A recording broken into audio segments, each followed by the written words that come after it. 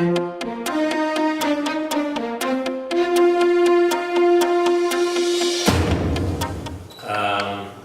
actually good to see that there's progress and that a lot of work has been done to improve those facilities. For instance, Lali said the construction is almost finished and it's supposed to be up and running this summer. That's actually good also for the island and for youth privileges. At the same time, there's a lot to be done, especially at Point Blanche, where we actually taken a look. A lot of work been done, but also a lot of work that still needs to be done, both on the construction, but also technical aspects. And of course, if you look at recruiting the right personnel actually to safeguard the facilities and to run the day programs. But we have good and intensive talks about what will be done later on this year. We have offered our assistance, for instance, in getting some temporary additional capacity, or at least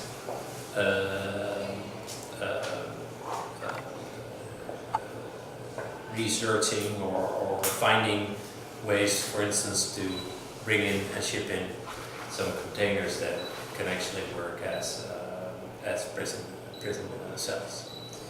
So it's been a fruitful visit. As I said, still a lot of work to be done, but I have my confidence in the Minister of Justice that will be able to do a lot of work in the coming years. Good afternoon. Thank you for being here. I'd like to, of course, extend my hospitality to Mr. Dekker for being here as well. When I visited the Netherlands last year, one of the first questions I asked him is, have you been to Sint Maarten? And his answer was no at that moment. He's been here before, but not in the capacity as a minister. So I said, well, definitely please come back and see what we're doing. Because many times when you read reports, when there are progress committee reports, there are always a few months behind and so many things happened since then. So I always felt it was important that he see firsthand what is actually happening and the progress that we are making in Sint Maarten, not just based on the improvement plan, but additional progress that we're making. And I believe that having seen it firsthand, the impression that was created in the past is completely different now. The Simpson Weever holding area was also shown. We were pleased with that. Ms. Lally Center as well.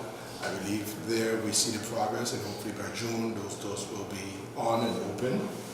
And then we also visited the Phillipsburg holding area. There we saw the improvements that were done there as well. And it's been night and day compared to a month ago. Again, that's all progress that's being made. A lot of the work at Point Blanche Prison was also shown, and we initially started on the top so that they could see all the work that was done on the roof, because if you're going to repair on the inside, if your roof is leaking, it won't work. So definitely seeing that work that was done, the walls that have been put up, the overclimb of anything, and the high tension wires, the cameras, all the progress that have been made there and that will continue to be made. We're very happy that they're also going to be part of it, and the request for the additional container cells has been accepted. The details and logistics have to be worked out, but the fact that they have even considered it is also a great step in increasing our capacity at the prison. Again, I also told them about the work that we're going to be doing with NEPA and MIC, and that the inmates will be constructing the chapel, the instruction area, as well as the storage area and the generator room. So the fact that they are also going to be involved in that is a great experience for all. Now, it's also important that they understand, and that we all understand the process it takes to get projects done on the island after AMA. The fact that ICE has to come in, they have to do their whole plan, their drawings, the tendering, and that's done independently to avoid any kind of corruption or perception of corruption. So we also make sure that that's not done in any way that people can look at it differently. But all in all, I am extremely excited about today, and I'm happy with the results for all the productive meetings we've had, and I look forward to continue working with Minister Dekker. I believe he's a man of his word, and we will continue working together. Okay, well, thank you, ministers, both of you, for that update on the visit. And if I can personally add, it was nice to see the two of you working together. And really, when you get to see the facilities, it adds a better perspective as to what you're dealing with. So, in that sense, I think we all hope that a good way forward can be marked out from here. With that, we will go to question and answer. So we'll start with Mr. Stevens. Minister Dekker, I too is also happy that you're here, for we have some questions for you. Your State Secretary, Reverend Collins, many times painted the prison in such bad light. He's basically saying things are not moving fast enough. You visited the prison, you are saying that a lot has been done, but there is still a lot more to be accomplished. In what areas at all do you believe that the prison capacity could be expanded to ensure that it's up to par with other prisons around the Netherlands and including that of Borneo? Well, say? Oh, okay. Well, we'll start off with Point Blanche. As the minister was saying, we started our visit like looking at the prison from the top, and you can actually see that the outside wall is now closed, that there is security around making sure that inmates don't come out. The roofs are fixed, so that work that has been done, and that's good. But at the same time, there is still a lot of work to be done. The chapel is still not fixed. There's still the room where inmates have to do the work, the day program. It needs to be fixed, so it's going to take another couple of months really to get up and running to the full. And you need to get up and running to the full in order to meet all the standards that we actually would like to see that this prison adheres to. And that's a combination of construction work, technical aspects like cameras, alarm systems, etc. And getting good people up and running. Prison security workers that have done their training. So I was happy to hear that another 10, 20 people are actually hired, are now in training, and will finish this training later on this year. And those requirements need to be met in order for us to be able to send the inmates that are in the Netherlands back to Sint Maarten. I think these improvements will grant a little bit more capacity in the prison than there is now. We also talked about additional measures that need to be met, like shipping in some of the containers, so that these are temporary cells that can house inmates, adding up to the capacity that is actually needed for Sint Maarten. And we've been discussing the plans that Sint Maarten has on the longer term,